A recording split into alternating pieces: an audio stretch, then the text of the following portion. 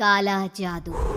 अपने बेटे ऋषु के माथे से टपकते हुए पसीने को देखकर सविता की हालत खराब हो गई। ऐसा आज पहली बार नहीं हुआ जब ऋषु नींद से घबरा कर जागा है। हाय मेरा बच्चा, न जाने किसकी नजर लग गई है तुझे। जब से मेरे बच्चे ने 10वीं के एग्जाम में स्कूल टॉप किया है तब से रोज बुरे बुरे सपने आने लगे हैं। हाँ माँ, मैंने आज फिर से एक काले साए को देखा। वो यहीं मेरी आंखों के सामने खड़ा था। माँ मुझे बचा लो माँ। वो मुझसे कह रहा था कि मुझसे बदला लेगा। माँ कहीं ये प्रशांत। चुप कर, कैसी बात कर रहा है? दोबारा उसका नाम मत लेना। तुझे पता है ना, उस प्रशांत ने आत्महत्या कर ली, तो बार बार उसका नाम मत लिया कर।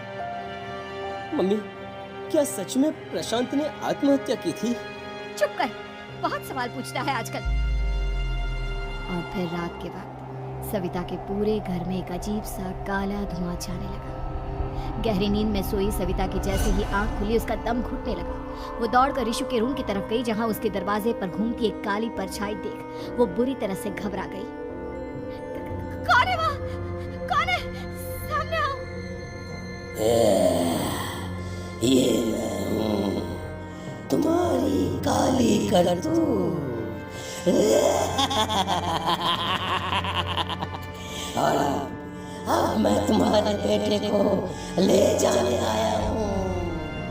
नहीं, मेरे बच्चे को छोड़ दो प्लीज। मेरे ऋषु को कुछ मत करना। वो परछाई ऋषु के कमरे में घुस जाती है। सविता भी उसके पीछे पीछे दौड़ कर जाती है और देखती है कि अब वो साया साफ नजर आ रहा था। वो सर से पैर तक खून में सना हुआ था और उसके शरीर के सारे अंग कटे फटे हैं। क्या चाहिए तुम्हें? तुम जो बोलोगे मैं करूंगी, लेकिन मेरे ऋषु को छोड़ दो।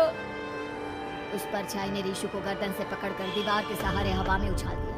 ऋषु जोर जोर से चिल्लाने लगा। माँ बचाओ मुझे, बचा लो माँ, ये मुझे मार डालेगा। माँ मुझे बचा लो माँ। नहीं, ऐसा मत करो। मुझे मार दो लेकिन मेरे बच्चे को छोड़ दो। मैं तुम्हारे आगे हाथ जोड़ती हूँ। वो परछाई ऋषु को जमीन पर गिरा देती है और अचानक वहां से गायब हो जाती है। ऋषु, मेरा बच्चा, तू ठीक तो है ना? कुछ बोल बेटा, क्या हुआ है तुझे? मैं ठीक हूँ माँ। क्या हुआ था यहाँ पर? कुछ नहीं बेटा, कुछ नहीं। तू परेशान मत हो। हम कल ही गांव के बाहर जो तांत्रिक महाराज रहते हैं उनके पास चलेंगे।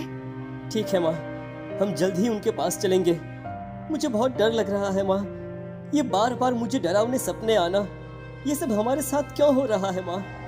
अगले दिन सविता अपने बेटे ऋषु को लेकर गांव के बाहर तांत्रिक के पास जाती है। जिस जगह पर तांत्रिक रहा करता था वो जगह बहुत डरावनी थी। चारों तरफ कंकाल और भूतियां नजर आ रही थी। गांव से दूर वीरानी में उस जगह पर जोर से आंधी चल रही थी। ऋषु ने डर कर अपनी माँ का हाथ पकड़ लिया। माँ मुझे बहुत डर लग रहा है।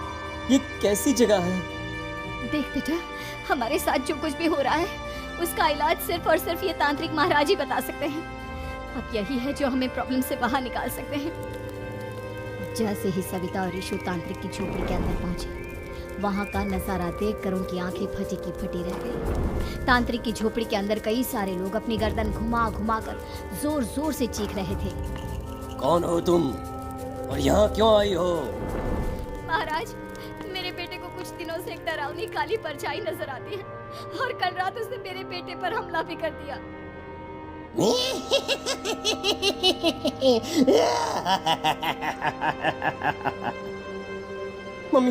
मम्मी हमें यहाँ से चलना चाहिए।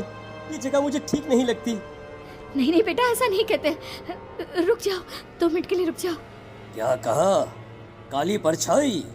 तुम्हारे बेटे पर किसी काली परछाई ने हमला किया? हाँ महाराज, वो कह रही थी कि वो मेरे बेटे को कुछ कर देगी। कोई उपाय बताइए महाराज, मेरे बेटे के साथ कुछ गलत नहीं होना चाहिए। तुमने किसी दूसरे के साथ गलत किया है तो तुम्हारे साथ भी गलत होकर ही रहेगा। तुमने किसी की जान ली है, किसी को मार डाला है तुमने। नहीं महाराज, मैंने ऐसा कुछ नहीं किया। मैंने किसी की जान नहीं ली। मुझे कोई उपाय बताइए।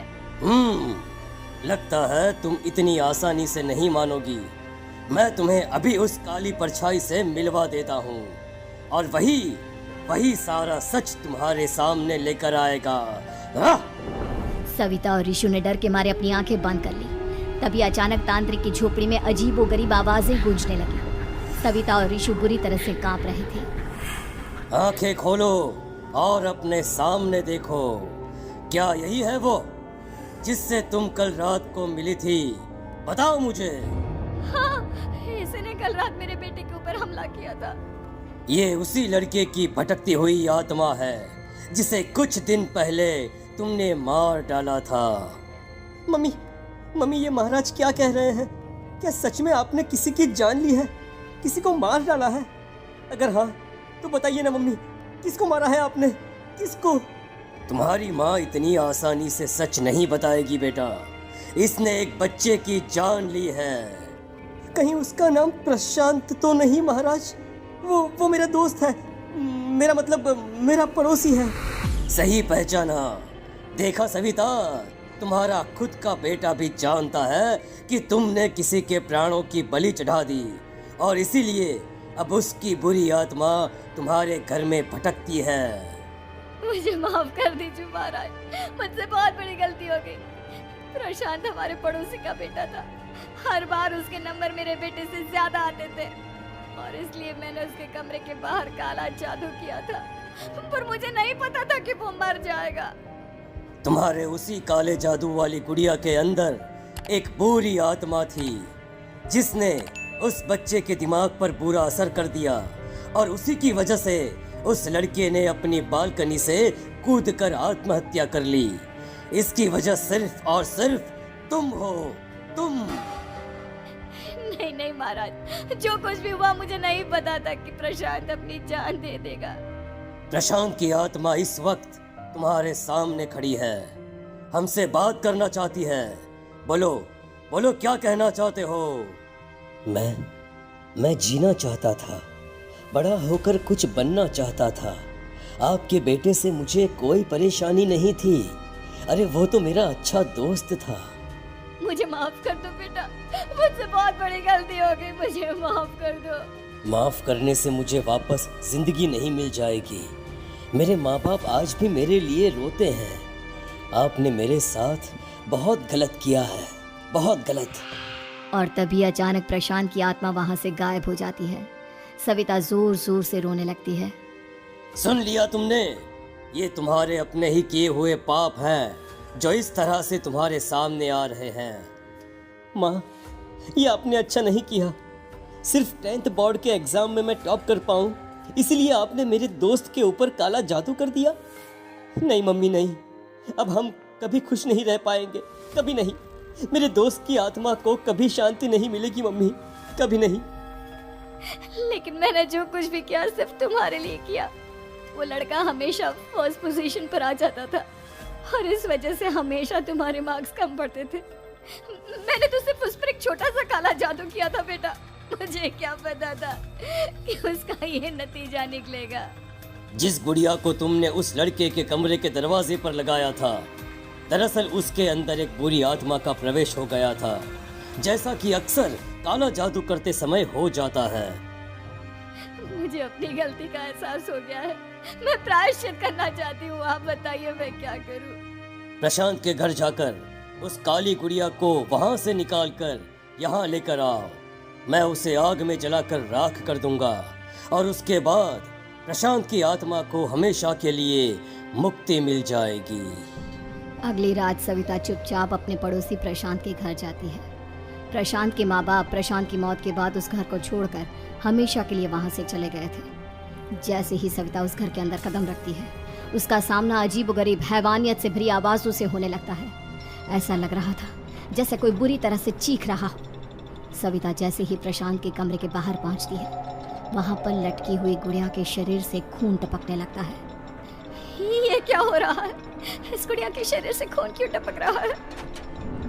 सविता हिम्मत करते हुए उस गुड़िया को वहां से उतारने की कोशिश करती है, लेकिन तभी अचानक से बहुत भयानक दिखने वाली औरत उसकी आंखों के सामने आकर खड़ी हो जाती है।